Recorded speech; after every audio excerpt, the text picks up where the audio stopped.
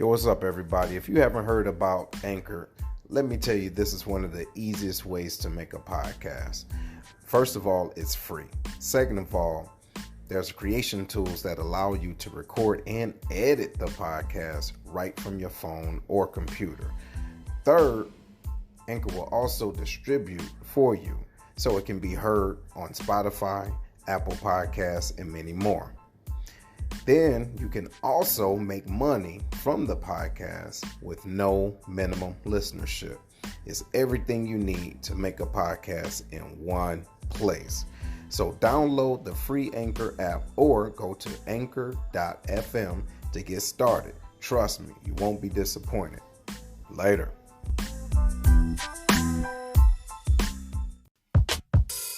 Welcome to The Lion's Den with Seth, a podcast where progressive men and women can learn and teach each other the ways of the land.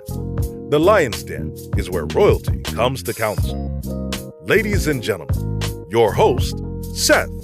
Yo, what's going on, everybody? What's going on? Hopefully you're having a great Sunday and you had some time to chill through the 4-day weekend, whatever it was that you did and wherever you did it. Hopefully you did it and you were around family. So today's show is going to be great. It's going to be the first time ever we having a live cooking show for those out there that don't know how to cook. I know a couple of them out there like Will. Other individuals that don't know what they're doing around the kitchen. But no, shout out to everybody that's listening and watching today.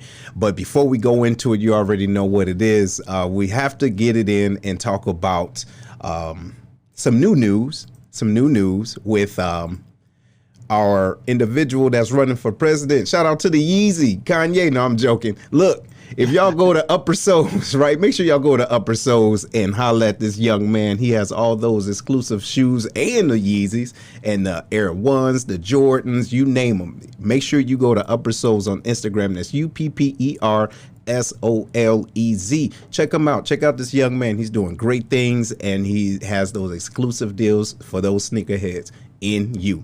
Upper Souls. Make sure you check him out. All right. But like we always do, we got to holler at the den. So coming on up, we got Big Herm. What's going on, Herm? Yo, what's going on, man?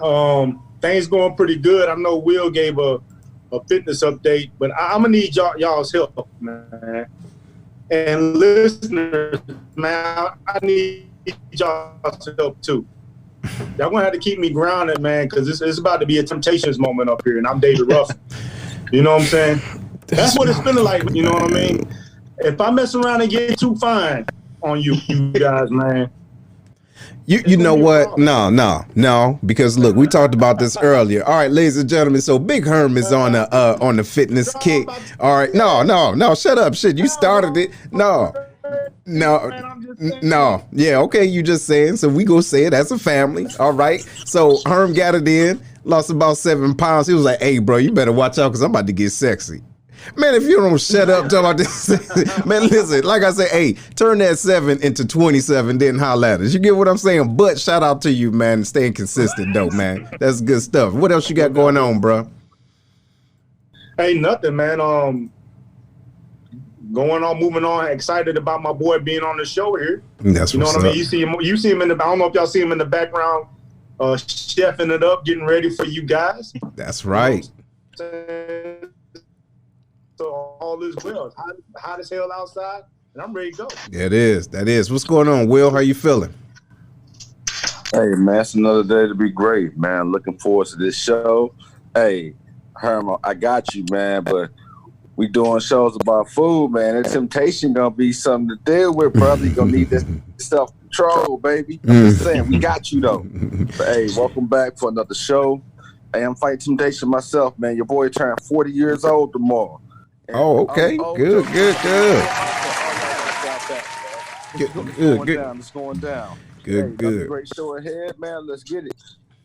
Good. All right. And so we're going to introduce Big Krys. Go ahead, Herm. Tell them a little bit about Krys. Yo, so when I met Krys, man, it was a while ago. We were stationed in Korea, and when I talk about like a team that was solid from top to bottom, that was my Korea team. And Krys was a real big part of that. One of the best leaders and services that I ever met. Real down to earth, you know what I'm saying? And even we was tech sergeants, he carried himself like he was a senior master sergeant at that time. He's retired now, and then I've noticed on his Facebook page that he's doing all this cooking stuff. And I'm like, man, you got a YouTube channel or something like that? And honestly, I didn't know that he was going to put it down like that. I went to his YouTube channel to see one of his tutorials, and his first video was like he'd been doing it his whole life. And I'm telling you guys, after this show, check out his videos because it's so easy. You would think that some of these dishes are so complex, but he made it so easy. And he's very entertaining. And you'll surprise your family after you watch some of this show. It's my boy, KrsRyn Borsil. All right. What's going on, man? Hey, after day, Krys, how you feeling, bro? I see you got the everything lined up in the kitchen, man, getting all official with it. Hey, so what? You know what you're doing back there, man? Yeah, I know a little something. You know what I mean? As Island boys, it's common for the men to cook. It really is. It's like a pride thing. Matter of fact, like you know how like people have this. The barbecue and I got the best ribs, got the best whatever. For Island Boys, it's a little different. It's everything. Top to bottom, the way, everything. So it's like we take pride in this whole thing. And plus, I come from a family of 3 boys. So my mom made it clear to me. She said, all you boys know. So it just staying picked up. And then funny thing is I ended up being in services and I took some of that I learned from that, incorporated with the things that I already knew and just here you go. Right. And that's dope, man. And, that was my first career field, actually being services, and never wanted to learn how to cook. However, it was official, you know what I mean? And it's essential to actually do. I mean, no kidding, man. My recruiter, the way he spun it was like, hey, you ever wanted to run a club? I'm like, what? You asked a little 18-year-old, you want? Of course I will. Besides all the jobs that I was qualified for, you see what I'm saying? Hey, and look, never once have I did anything in the club as services. But hey, tell us a little bit about what you making. So this is traditionally Philippine chicken adobo. So I know for my Caribbean folks, they have their own version of adobo. And but in the Philippines, we have our own kind of version, similar name. You can blame the Spanish people for that. But so what this is like it's a traditional food that it was created really because back in those times there was no refrigeration, right? So the best way you cook things and you prepare your meal is with vinegar, with something to kind of like something acidic to cook it. So in the traditional sense, it's just garlic, a salting agent, and some vinegar. But we're gonna make this today with a little bit of with island fusion, a little bit of a culture switch, if you must. I mean, there's a little bit of coconut in here, and we're gonna add a little bit of onions. But we're gonna go with chicken today because it's fast. So in Guam, we have something similar. It's called stufao, and it's pretty much a similar way. You know what I mean? Because those cultures really during the time of the war and so on, you have a lot of Filipinos going to Guam, going to Hawaii. So a lot of the dishes and whatnot, if you go to Guam, if you go to Hawaii, you go to the Philippines, you'll find that some dishes are somewhat similar. And there's a reason for that. It's because of the migration of the Filipinos coming from the Philippines to Guam, to Hawaii, and then to the mainland. So a lot of those traditions kind of come up. And today we're going to celebrate that with our chicken. Okay, so look, hey, while you're doing that, we're going to be asking you a couple of questions. You can still answer and everything, right? So, and shout out to everybody that's watching right now. Please make sure you share this. We do appreciate if you do. It only takes 2 seconds to get it in. Just share this and spread the word. Just cook while you guys do that, right? Okay, yeah, go ahead. What you got, Herm? So, hey, before we get started, man, I want to send a shout out or a challenge to our listeners, because what's going to happen is Krys is going to break it down how to do this dish. Yeah, I want to send a challenge out to our listeners to who can accomplish this dish after this show, who has the best dish. And I'm pretty sure Seth can think of a prize to give you guys. He the one with the big bank over there. You know, no, I'm not. No, I'm not. But no, that's good. Yeah. So I think that's a good incentive. So everybody, if y'all can make your own, chicken adobo and make it look good, don't say, well, look, I made mine, the damn Tennessee way, and my chicken is fried and no, make it traditional, right? I think that'd be good. But what you got, Herm? What's up? Hey, what you chopping up right there, Krys? Just some onions, man. I went ahead and peeled it and just giving it like a chop long wise. So just nice slices. Because what you want with these onions, you want them to caramelize. You want them to cook all the way down, so it becomes part of the flavor. So what I did is I pre-marinated this chicken with soy, coconut vinegar. Coconut vinegar is a plus. If you can't find that, you can use whatever vinegar you got, man. White vinegar or apple cider. And then this has garlic, black pepper. It has some peppers. And bay leaves. And so that's been marinating for a good 4 hours now. And as you saw when you guys were talking over there, what I did was I patted down the chicken to kind of dry it out a little bit. You want that so that way you can get that crisp outside. You want to brown the chicken properly. That's what we're going to do now. We're going to make sure we brown this chicken really well. Good. I don't like pale chicken. Anybody who's ever worked for me in services, ever been worked under my charge, you know that I can't stand pale chicken. You know what? Man, I'd be mad at you if you was my airman and you put some pale chicken on that line. Hey, you know what? Hey, I think, in my opinion, brother, any type of pale chicken is a sin. Why? You get what I'm saying? What are you doing? Why? Pale chicken? Bruh. Yeah. Yeah, out of all the ways to have chicken, man, that's got to be the way, who thought that this looks good? Yeah. I don't boil chicken. And traditionally, you can cook this without browning it, and you can just throw the ingredients together and cook it. However, I'm a texture eater, and I can't eat that texture of boiled chicken, so I have to have texture on it. So I brown the chicken first, so the skin can have a little bit of texture to it. You know what I mean? So what that does too is when you brown something and get that char, that's just more flavor. So you want to go ahead and get that flavor. Just a little bit of oil because the chicken's got a lot of fat with that skin, and it's gonna pretty much cook it itself. And just let it go in high heat. Let it go. Hey, so you said that the way you got into this is your mom showed you and your brothers how to do this. And I, being faced with friends and knowing you, I know that you was real close with your mom. You know what I'm saying? And, she's not here with us today. Can you talk about those early stages about how it was when she showed you how she was teaching you and grooming you to come into your own as a chef per se? What? In all honesty, I wouldn't say that she really said, hey, son, come here, I'm going to teach you. But, it's like we're gathered around the table, and what she usually does is it's not like she's going to cook dinner and we just gather around the table and eat. You know what I mean? While she's cooking, we're already setting the table, we're already helping her, we're prepping. So we're watching her as she's doing this to where, we understand what she's doing. And then it comes to the point where she knows we're going to ask her questions. And we're going to ask her questions. And even as an adult in the military, I still call her up Mom, what did you do with this, that? And so she had this saying, if you like to eat, you need to know how to cook. You know what I mean? Because only you know what you like to eat. So that's really what it was. And she learned it from her grandmother and so on. And she liked to experiment with foods, you know what I mean? And try different things. So I had to learn how to make things. I wanted to eat things because traditional Filipino dishes, she knows that you're not going to get this when you grow up. You're not going to find this anyway. So you're going to have to figure out how to make it yourself. That's pretty much where it came from. You just have to learn it. Mm-hmm. Okay. And there you go.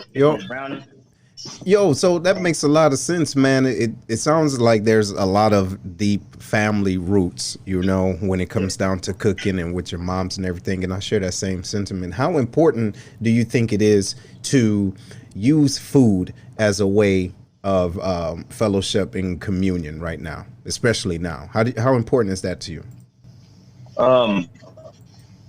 There's a lot of differences in opinion about many things that goes on. But one thing that we can all agree on is everybody needs to eat. Everybody needs to eat something. And there's one thing we can all agree on is as human beings, as a human race, our bodies function one way. You have to intake food to nourish your body so you can become stronger. And if you do that, everybody needs to eat what you want to eat, right? And everybody wants something that's good. In a communal sense, like in the military, for example, We're all military members, or used to be military members. You know, there's something about having that first meal with everybody. And then where no matter where you're from, no matter, let's say me and Erm or me and you in different places, you know, when that food's on the table, we understand what it is. We understand that that's a certain amount of love there. That comes from the very beginning, from a mother feeding her child, a father working 9 to 5 to put bacon on the table. He doesn't do that because that's something that he feels like it's for him. He does that for the people that he loves. You know, you create a table of feast for people that you love. And that's where you can come down, sit, eat, and you can talk about certain things. How was your day? How did this affect you? How did that affect you? And the table, where there's food on the table, the dinner table, I should say, is the best time to get some of these issues out.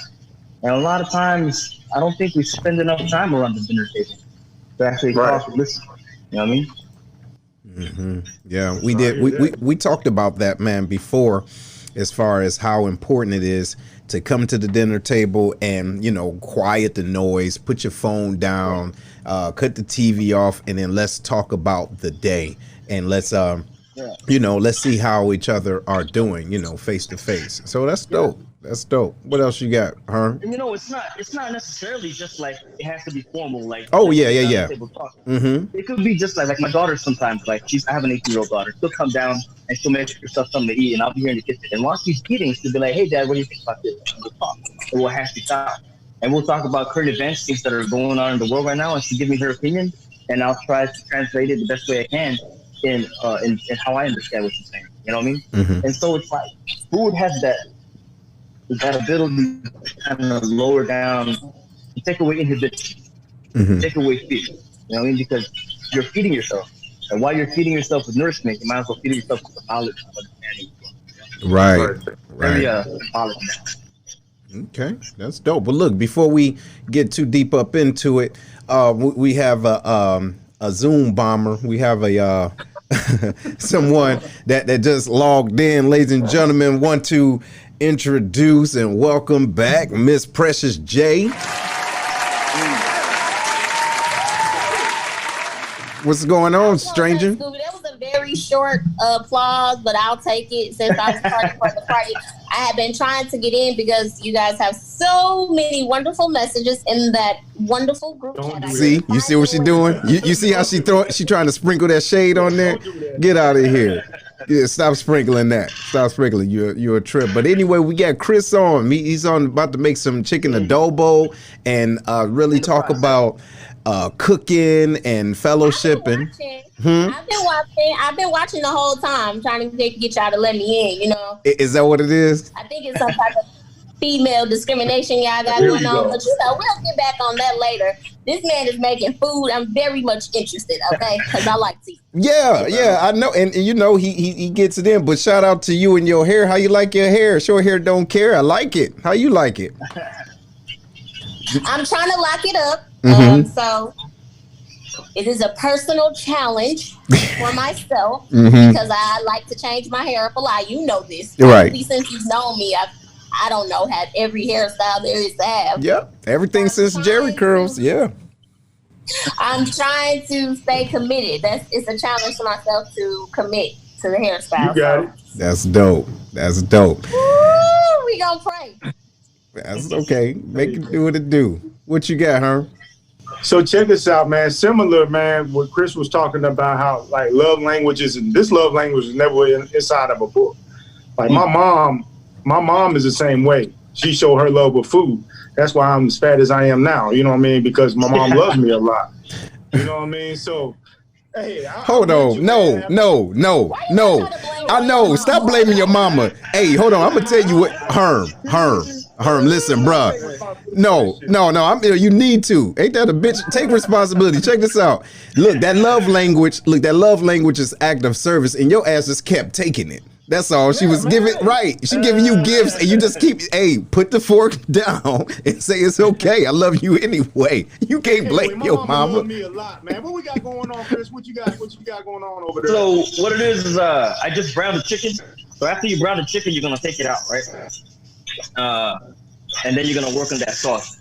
So a lot of people don't make it this way. Traditionally, you just put all the ingredients in there and so on and cook it. But underneath on that pan, when you take the chicken out, there's a lot of flavor in there.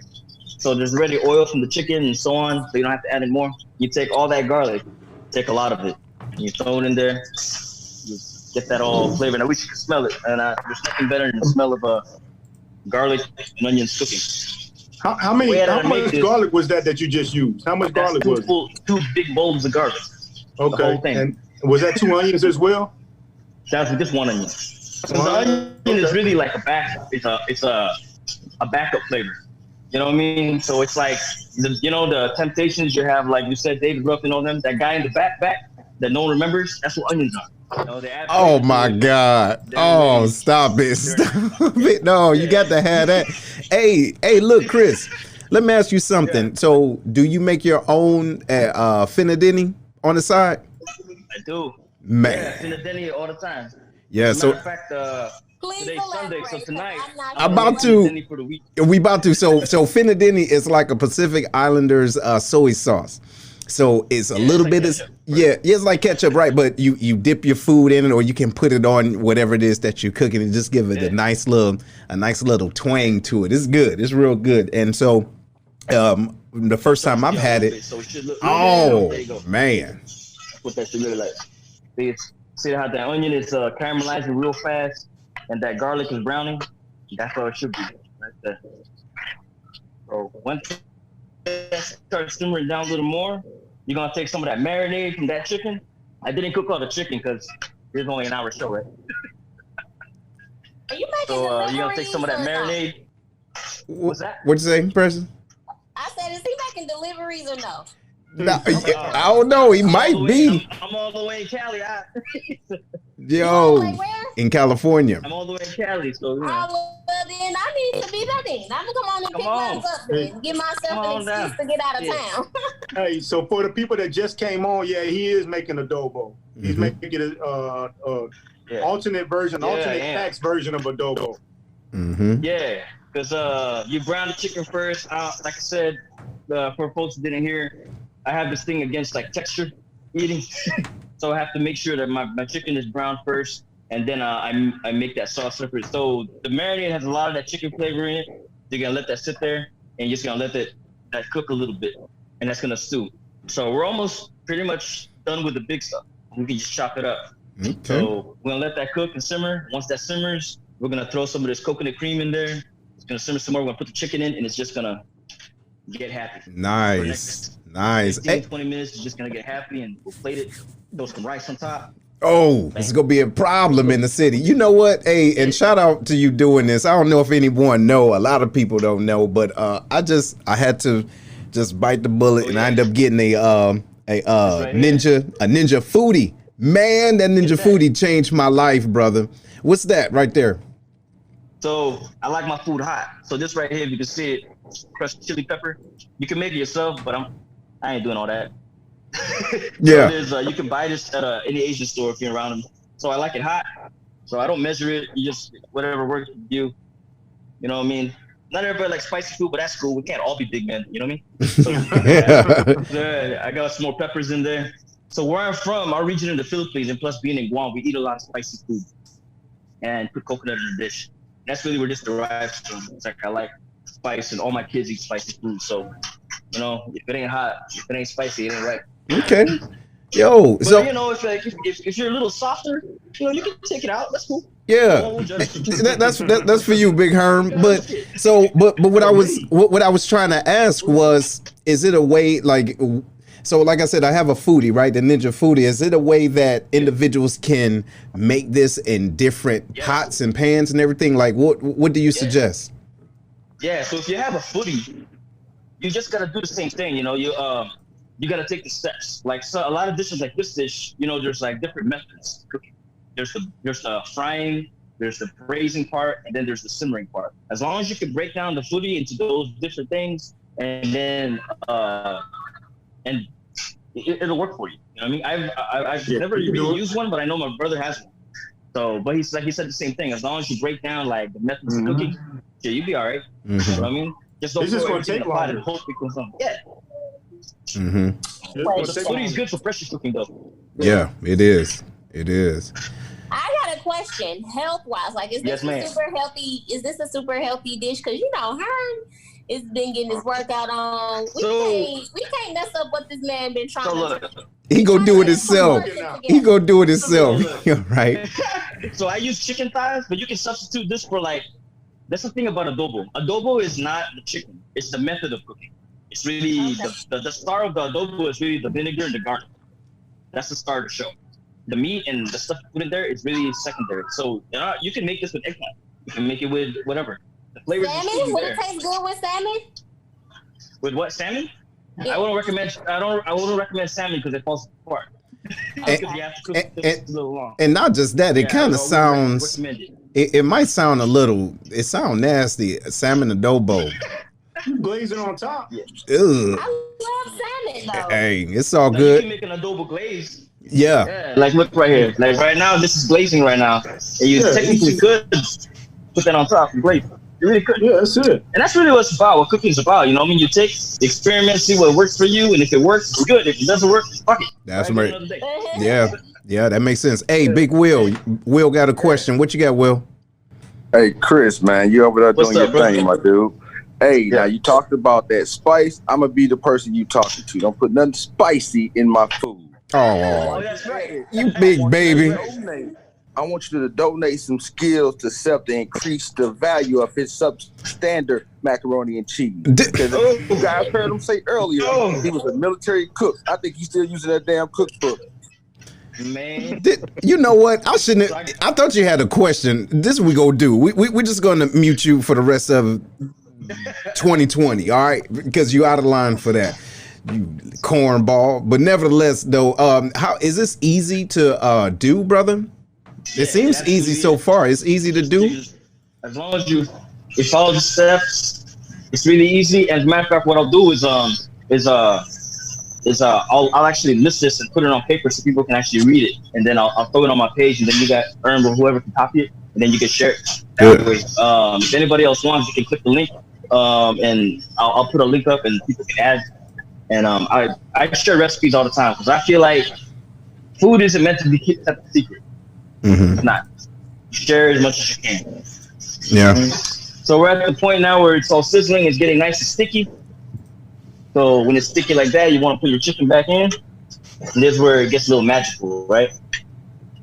You put the chicken in. Coconut cream is literally exactly what it sounds like. It's like a thicker sauce. It really is like a cream, you know? Coconut milk is a little bit more runny. You want the cream so that way it can be a little bit silky. So let's do a little something like this. Okay. Pour it right on top. Silky, creamy. What this is gonna do is just gonna simmer down nice and slow, and this will be done here in a good 10, 15 minutes, maybe some. Yo, yeah. Look, I mean, you know, you might have to add some sugar for Will, but look, let me take a second though, since we're talking about food and everything, brother. Yeah, brother. Not sure if you know anything about Kevlar's Grill, but they don't know how to make adobo, but they get it in with everything else. Everybody, make sure y'all check out Kevlar's Grill. They get it in. They right outside the Scott Air Force Base gate. They do the gratitude boxes. You already know what they do for the first responders, individuals that work at the hospitals. And it's great food. They do the catering. Make sure you check them on out. They do the Grubhub 25-mile radius. Make sure you check them out. And when you go to their page, please make sure you like them, follow them, go to Yelp and go to Google. Make sure you give them that 5-star rating, because that's how we can support each other. So make sure you check them out. The number is 618-416-5700. Again, it's located out the back gate within the VFW, Scott VFW Post 4183. All right, make sure you check them on out. Kevlar's Grill. Like what you hear so far? Make sure you never miss a show by clicking the subscribe button now. The Lion's Den podcast is made possible by listeners like you. Thank you for your support. Now, back to the show. So how's everything smelling, man? It looks good. How's it smelling over there? It's very savory. That's the whole point of this dish, is to make it savory. You know what I mean? If it's smelling too fucking sweet, then that's not how it's supposed to be. If it's too runny, it's not the way it's supposed to be. So, you at the end of this, when it's all done, you'll see it should be like a silky type gravy that's on there. If it's not like that, then I don't know what the hell people did. But shit, what you really got, it's like it should be a silky type gravy thing. And if it's too watery, just cook it down for a little. Just let it cook a little longer and let the liquid reduce. Oh, I said you just cook it down a little bit more. It should be like a silky type. People like to use the word roux. That's the wrong word. It should be like a silky gravy. Okay, good. That coconut cream is gonna cook down. It's gonna be silky. It's gonna be smooth. Yeah, it is. In other words, cook and they don't know what a roux is. It is roux. I know. Don't feel bad. There's a lot of services people think that if you're in services, you know how to cook. That's bullshit. I'll tell you, I had a lot of services people around me that didn't know how to cook for nothing. And you know what? And it's the truth. It's the truth. Just because that's your FSC, that you're supposed to all of a sudden be Chef Homebar ID. Precious, what you got? I want to know, because it's food from a different culture. Like, is this like, as far as American food goes, is this like in the stew family? Like, what kind of? Yeah. It's like it is like a stew. It's like a stew. You know what I mean? I guess I don't know if this is American or not, but it's similar to something like a cacciatore. Similar. It's cooked a similar way. Yeah, it's like that. I don't know. That's Italian, right? But I don't know. I learned it here in America, so it must be American. Right. Yeah. Okay. No, man. Do you make anything with it, like? Because black people always want some bread, some cornbread or something on the side. You can, whatever. I mean, this is traditionally eaten with rice. Is what it's eaten with steamed rice. Traditionally, because of all that gravy, the savory flavors mixed with rice. And if you guys know anything about most Asian people, rice is life. You know what I mean? Everything is rice, bro. Everything else. Everything. Rice is life. And then in Guam you got the red rice. You know what I'm saying? Red rice, yeah. Hey, red rice. And that's similar. It's every culture has got their own rice type thing, like a starch that they have. Yeah. So what we're gonna use today with this is parody is my favorite personally is jasmine rice. That's what we're gonna use.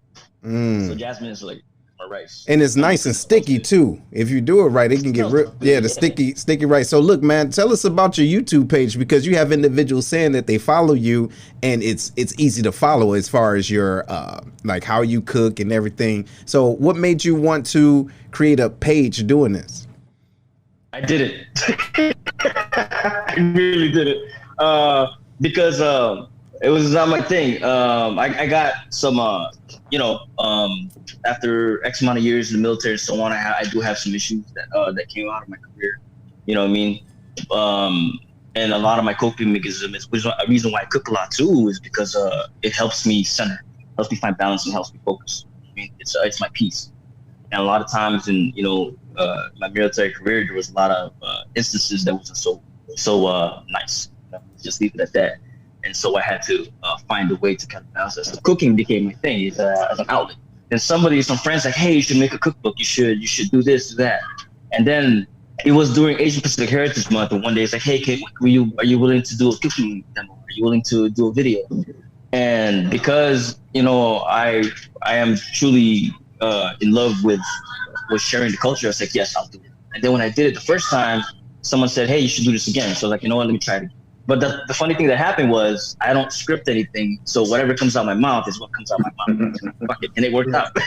Yeah, it's just you get me 100%. Like that's dope. And you know what? I'm glad you said that too, man. As far as coping mechanisms, we have individuals that's either in the military or interested, and some that's not. But it's important to find that that release that you speak of. Like, for example, mine was music. So my mentor years ago, he introduced DJing to me. And so that was a way to help me cope with everything that was going on, man, either deployments or just just crazy work schedules or different, people that you're working with and for, essentially. So it's real good to have that outlet and to find out what it is and to, find your grounding, man. So yeah, shout out to you for that, man. So the best thing about cooking is that you can't blame anybody else if you fuck up, right?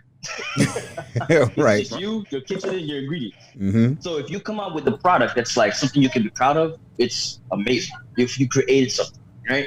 But at the same time, it's also therapeutic because you have no one else to blame but yourself, and you have to hold yourself accountable. So it's that thing. It kind of helps me out. So if I screw something up completely, the only thing I can say is, you know what, scrap this. I know it didn't work, and I'll do it again later. And it's a good life lesson because, and for me, that's what cooking does for me. It's a good life lesson. You take something, it doesn't work out, trial and error, right? So many times in life, we try something, it doesn't work out, you're like, that's not for me, I'm out. However, you gotta eat. You know what I mean? And ain't no one else here fucking cooking for me. So you gotta figure it out. And then if it doesn't work out, scrap it, try again. Scrap it, try again. So someday, at some point, with all that hard work and trial and error and failing, you come up with a product that you can be proud of. That's the really, other than the love and the commune and everything like that, that's what cooking does for me. And hopefully someone sees this and says, no, I want to try cooking because maybe you can do that too. It gives you that sense of pride that you really can't get anywhere else but from yourself. You know what I mean? With your own two hands. I think that's one of the most beautiful things about creating and cooking. And yeah, people say like, that's not how you do it. It's not traditional. It's what, who gives a shit? It's good to you. And that's the only thing that matters. Right. I love that. And that's the joy of cooking. The joy of cooking is to be able to create. I love that. That is real dope, man. Yeah, wrestling match going on over there, do you? What you say, Herm? Sound like you got a wrestling match going on over there. Is your kid? Oh, it's my son. My son, man. I got a 6-year-old boy about to be 7. He's like a monster. Evan, chill out, man. Yeah, so another thing about Krys is he does it on his own. I mean, he raises his kids, He raised his kid, he retired vet, and got a full-time job, and he's still finding time to make sure he provides food for his family. Mm-hmm. Well, I will tell you something. I'll tell you what, man. I will give props to all the single moms out there that do it and drop. You know why I say that is because I didn't get into the single dad life until 2014. I didn't really understand. I was like, I'm a dad. I know how to do this, whatever.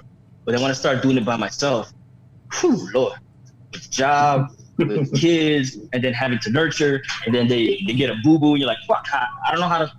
I gotta figure this out. You know what I mean? Sorry about that. Oh, shit. So with that, it's like, and then all the kids, like, no one wants to go to bed on time. Like, fuck, I had to potty train my son. That shit was terrible. Like, what the fuck? Just keep and everything. So I had to learn it. And to think that as a single dad, that, it's like sometimes it's amazing to me, like women have this, I wouldn't say that it's second nature, but it comes more natural to them than for us. And for us, it's like one of those things that we're like, we get so used to, I'm the provider, that when you have to be the nurturer, you're like, oh shit. Mm-hmm. And I had to learn that, and I want to give them a lot of love and a lot of props, man. And that's just the most amazing thing to me. Yo, that's dope. Yeah, that make a lot of sense, man, because you have to be, if you're doing it by yourself, you got to have that balance. You got to. Yeah. And them kids are going to need that. You're going to need it. But so that was a challenge doing the potty training? Yeah, man, it was terrible. And, and props to their mom, man. I mean, she did this with the girls and everything like that. And I had to, like, and then I had to be the one to take the kids when we separated. But, I didn't appreciate, especially for my mom. Like, when I think of my mom, she raised 3 boys just like me, and my son. And like my girl Mel, my girlfriend, she's like, your mom is a superhero. I was like, why? And I was like, you complain about your son all the time. However, your mom raised 3 of you motherfuckers. And I was like, God, you damn right. Mm-hmm. You're absolutely right. Mm-hmm. Yo, Krys, I want to go back to something that you kind of mentioned earlier. Cooking is therapy, right? How it got you through some tough times. I want to dig a little bit into that. Like, how did you know that cooking was what you needed to get you through what you was going through, whatever it is you was going through? What was the feelings that you had inside Did you get lost in it? Go a little bit deeper into that. Yeah, man. So let's go back to when my mom passed, right? And that was just a couple years back. My mom passed. There's a really big hole in my heart. You know what I mean? Because like she was just everything. And the one thing that me and my mom had was, other than, of course, I'm her son, she's my mom, is her ability to always make something, right? No matter how hard life got, no matter whatever, me and my brothers were never hungry. She figured it out. You know what I mean? Dad was working crazy jobs. He had his own business, but business didn't always go as planned. But Dad provided, and mom figured it out. And that kind of brings me a little bit of peace, because like no matter how crazy my life gets, no matter how hard it is, I have people depending on me, right? And the kitchen and food that I'm cooking is my means of providing. I may not have a lot of money in my pocket, you know what I mean? I may not be able to get my kids all the best things all the time. But one thing I can guarantee them is they're gonna have something that I provided for my own two hands. You know what I mean? That's filled with love, and I create that with love. So no matter what it is, it could be the fanciest thing they ever eaten, or it could be, just fancied up something out of a bag. But whatever it is, I'm gonna make it out of love. And then as a father, as a man of God, that humility, it teaches you how to be humble, because you got to start from scratch. Shout out. And I think that's the lesson right there. Is you got to start from scratch. It doesn't happen easy. Anything worth having, you got to struggle for it. That's beautiful. So it brings me that semblance of peace.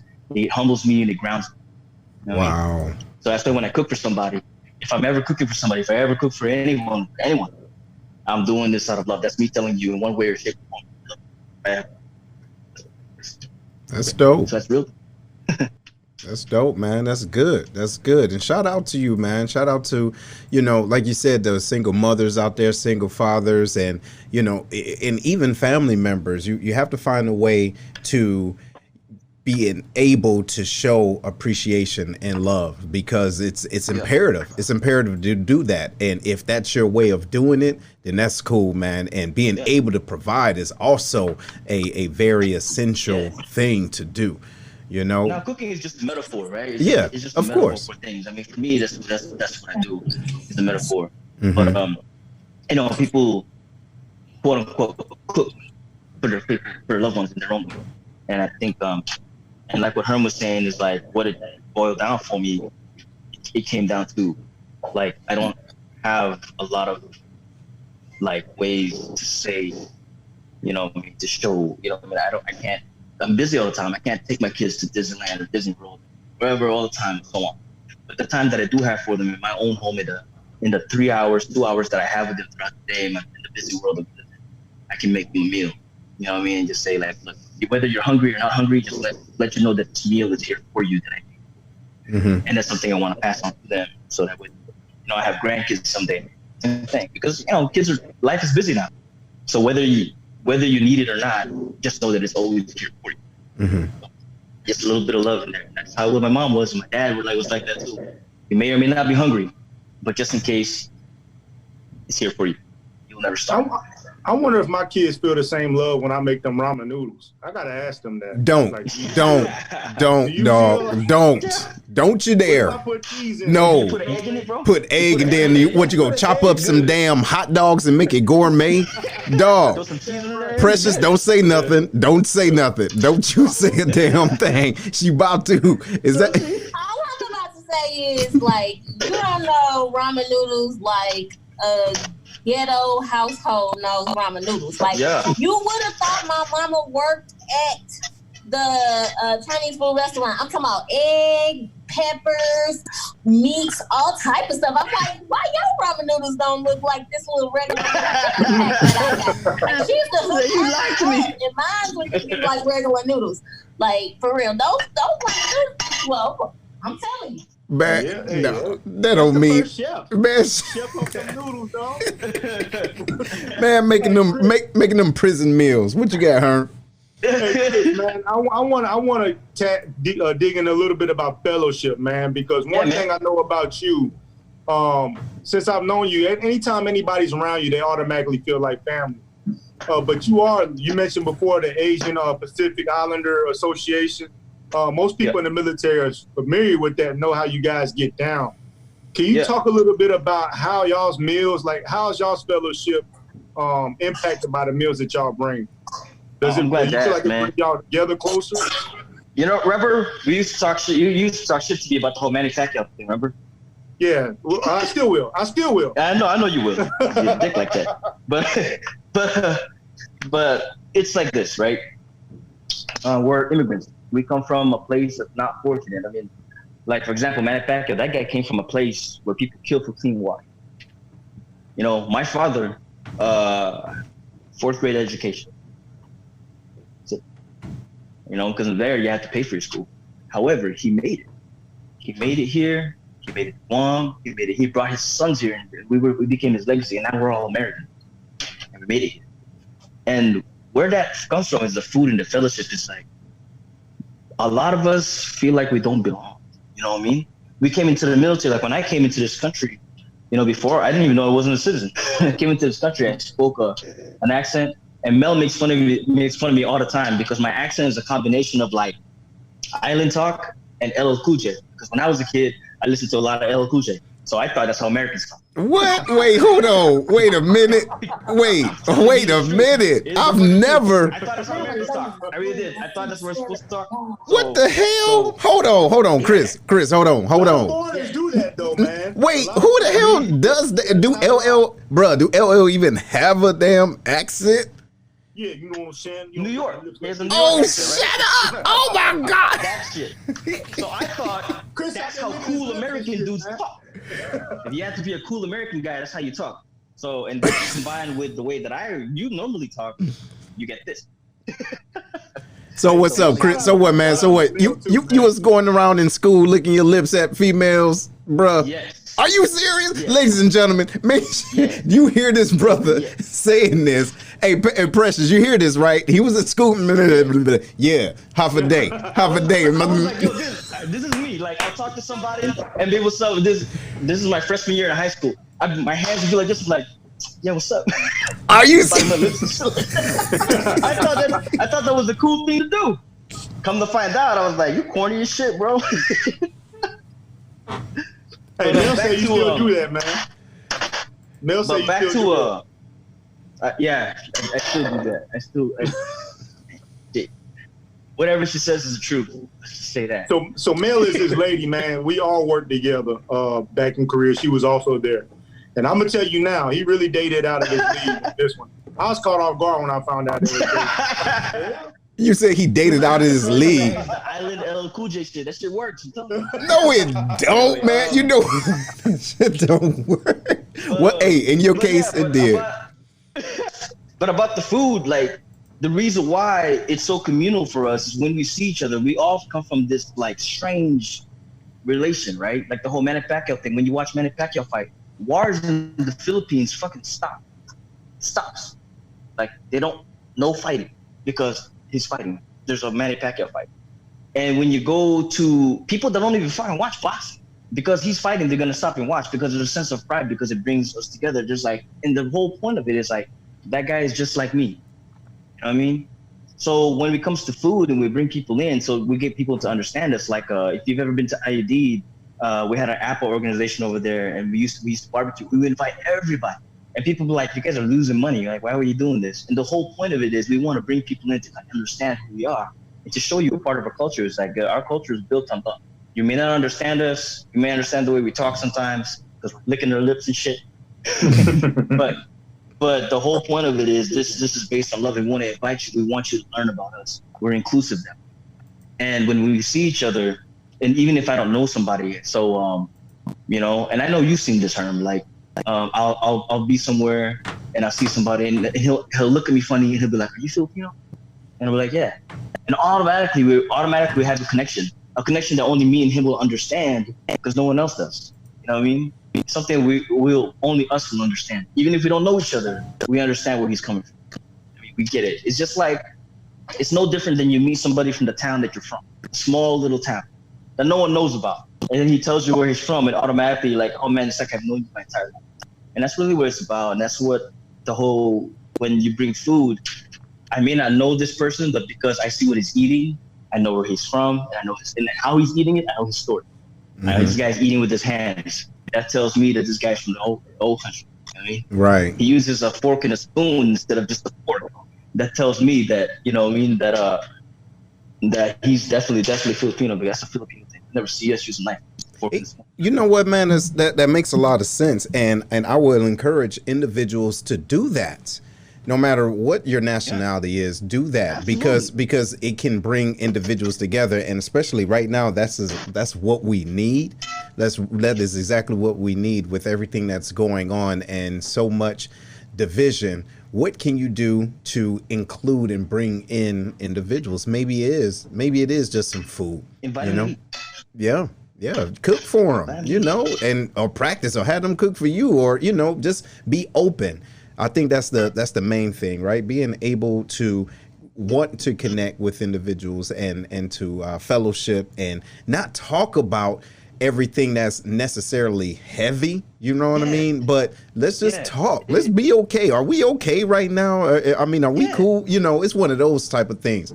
Yo, that looks very good, brother. That looks real good. That's the type of thing that bothers me too, bro. It's like, you see the media and the news. It's like, we're so divided. But I think I told somebody the other day, it's like, no, we're not. We're not divided. You know what I mean? Because my neighbor is white. I have another neighbor who's black. When we all meet each other, we work together and we talk to each other. We're not as divided as you think. We're divided in here, in our minds. But if you really think about it, we have so much more in common than we have separate. The problem is we're not listening. Yes. The problem is when somebody's hurting, when someone has a problem, instead of listening and saying, how can I understand you? What people feel like they're doing is like, you know what? I know what you're feeling. I'm going to downplay that because I want to get my point across. That's not healthy. You're right. We gotta hear each other. We're not listening to each other. That's it. It's all about, let me get my point across, and then so that way I can let you know that what you're feeling is not as important as what I'm trying to tell you. Like it's invalid, right? And it's horrible, man, because essentially everyone's feelings are valid. Hey, Precious, you got a point. You got a question. Go ahead, Precious.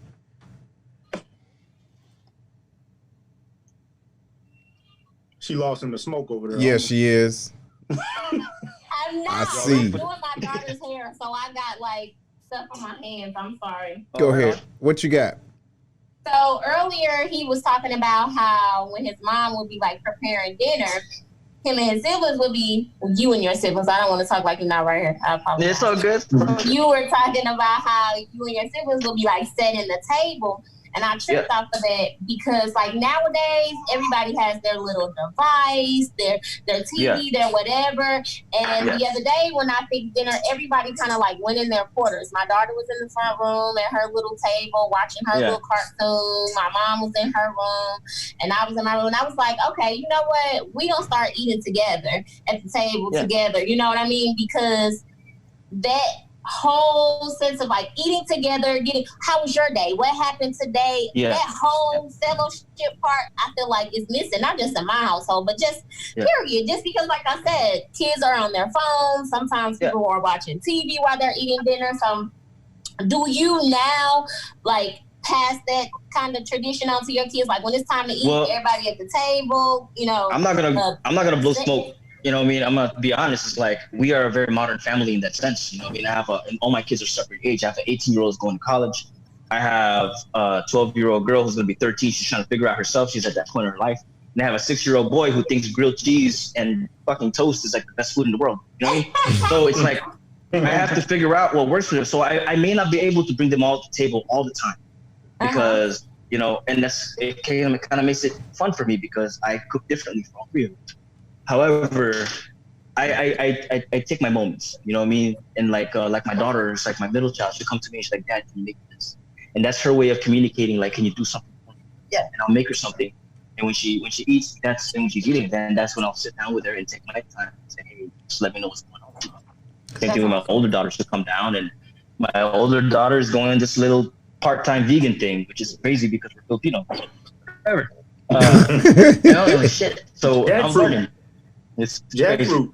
So when she comes down, what I try to do is because I'm her dad, instead of saying like, oh, vegan, blah, blah, whatever, it's not good what I try to do is try to learn it. So now I'm trying to incorporate some of that stuff in my cooking because trying to show her that, hey, I love you and this is important to you too. So food in a way of communing, when I say commune, that doesn't actually mean everybody has to sit at a table and fake the funk.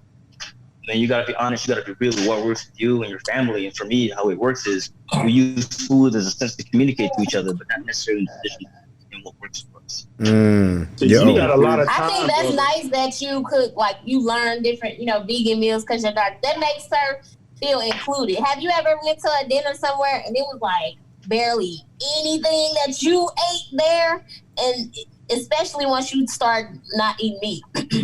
Yeah. So you go to certain places and there's not a lot of food. Like when it comes to, look, I love like being invited to eat. I love food, but I can't eat boiled chicken. It's weird. It's a weird thing. I can't eat it. Like if it's boiled, I don't can't either. Eat it. Yeah, in a stew or in a soup, I can't like eat it. Chicken and dumplings? Oh my God. I can't eat it. The worst. So here we go. This is our end product. Check it out. So got my rice. It's really easy. You just put it in a little bowl, stuff the rice. And can you bring the camera closer to it, brother? Yeah, man. Check it out. I'm hungry. There we go. So there it is. Throw a little bit of chives on there just to make it fucking fancy. You know what I mean? And this is toasted garlic. Toasted garlic? Yeah. Yeah, like it's separately toasted. Then you just put one of these things like this, like that. You know what I mean? Like fucking those fancy chefs and shit. What's that Emerald say? Yo. Bam. Yeah, bam. Peppers. More peppers. There you go. And we watched him do it. It wasn't like, he was slaving over there to get this done. Yeah. You know what I mean? Yeah. That looks very good, man. Shit with everybody and we just cooking. There it is. But on hindsight, this is a cat that said that he makes 3 different meals for all his kids at one night. Yeah. Like, what in the hell? My mom ain't love me like that, man. My mom will force me like, you do like this. Yeah. I'm like, I don't like that. Mom. Or you like this today? Hey, bruh. Or if that's the case, if you don't like it, you ain't eating. Nah, how about this? I bet you gonna like it on today. I just took it as a personal challenge. You know what I mean? Really, honestly, for me, I took it as a personal challenge. Like because oh, you don't like what I cook. That tells me that there's something that you don't like. So I'm gonna figure it out and I'm gonna make it right. You know what I mean? It's like I took it as a personal challenge. You know what I mean? Me too, man. That's why I keep 3 different flavors of ramen noodles on deck. Dog, you know what I mean? Man, red pack, orange pack, and blue pack. I know what he doing that just for personalities. Hey, Precious, you got one last point before we wrap it up? On my hands again. So before we wrap, since we're wrapping it up, I just want to say that I think as a woman, I appreciate you being a man cooking, especially multiple meals in one night, sir, because I'm trying to tell you that don't happen. But I think it's great that you using your skill to not just bring your family together, but telling you, if I sit down and I enjoy something to eat, you remember that. You remember what it was. You remember where you were at. You remember, what was going on. So good food is important, and keep putting it out there because I'm gonna keep eating it. And I'm gonna have to get this recipe together and put some salmon in there on the side. Yeah, hit me up on the page, and if anybody asks me for a recipe, I'll get you the recipe. Now, mind you, if you don't remind me, I will forget because I'm forgetful. But if you remind me, I will. I'm always real. I will always get. I always share. It's all good. Right on, Big Herm. What you got, brother? So I really, again, man, I can't hit it enough, man. For the people that is watching, please take a look at what he was just able to do in a short amount of time while he was just laughing and talking with us. It is possible to, change your family's life, or change their perspective on things if you just bring new stuff to the dinner table. And that was one of the main things I wanted to get with bringing Krys to the den is to show something different that you guys might not really see before. Everybody probably heard of chicken adobo or pork adobo, but don't know how it's made. They might have thought it was super, super difficult. And it's really not that difficult, y'all. You know what I'm saying? With little creativity, you can make magic on the plate. Yeah. So the challenge still stands. We're gonna make Seth break the bank for you guys, man. Who can make the best adobo? You know what I mean? That's but Krys, man, I'm glad you came, man. Again, one of the better leaders that I've met in the career field. somebody that I saw handle business and was like, man, he's got it going on over there with him and his airmen. So thank you for taking the time out, and also thank you for supporting us. You know, we do know that absolutely. What you guys are doing? No, go ahead. What you guys are doing is good, man. It gives a platform to speak, and it gives a platform for people to different perspectives. It's so easy in the military to get jaded with dress right dress. You know what I mean? But we're people too. It's good to know that, you know, there's opinions out there and talk. You get real talk. You know what I mean? When you take the uniform off and see things from a perspective on the human side. You know what Absolutely. I mean? And I think we were better as a military, better as a people if we kind of focus on that. Absolutely. And look, man, and yes, and I want to echo them, man. I really do, really, really, really appreciate you being on the show, man. All right. You got it in, man. You really got it in. You was cooking and being very humble. And also, too, man, I appreciate your transparency, too, man, because it's not easy, you know, being single father and learning how to connect with not just the community, but also your children. That's a very, very, very important. And I'm learning that myself. Right. I got a son, and we're trying to find out who we are within each other so we can essentially grow. But I got something for you. You watching? Can you see me? Check this out. Yeah. So I got this for you, man. When I was in Guam, my clothing line was Black Collar Clothing. And this was the first line right here. Check it out. Hafaday to my haters, okay? Those of you that don't know what Hafaday means, it means welcome, hello, and just greetings. But you also got haters out there, so wave hello to them too. So I'm gonna put this in the mail. I'm gonna put this in the mail for you, man. This is a limited edition, Appreciate it, brother. Straight up from the Black Collar Clothing. All right, so that's for you, man. We want to thank you for being on, man. Yeah. And so look, everybody that's watching right now, please make sure you share this and stay in the comments and reach out to Krys. We're going to make sure we put your website or up there, your YouTube page, and don't forget those ingredients. All right. Because if people want to make that or act like they making it, you know, at least they got something to go after, you know what I mean? And something to follow. And please help out Herm, because giving them babies ramen noodles, that ain't it, bruh. It's too much sodium, bruh. They need some real stuff. They're young, man. They got good hearts. Good hearts. Yeah, we don't want to clog that mess on up. But yo, shout out to everybody that's watching the Lion's Den. We got some good information pretty soon. Make sure you're following the page. If not, now's the time to do that. We're about to do some moves. We're about to make some moves. All right. So we appreciate y'all. We love y'all, and we're going to see y'all soon. Later. We hope you enjoyed today's show.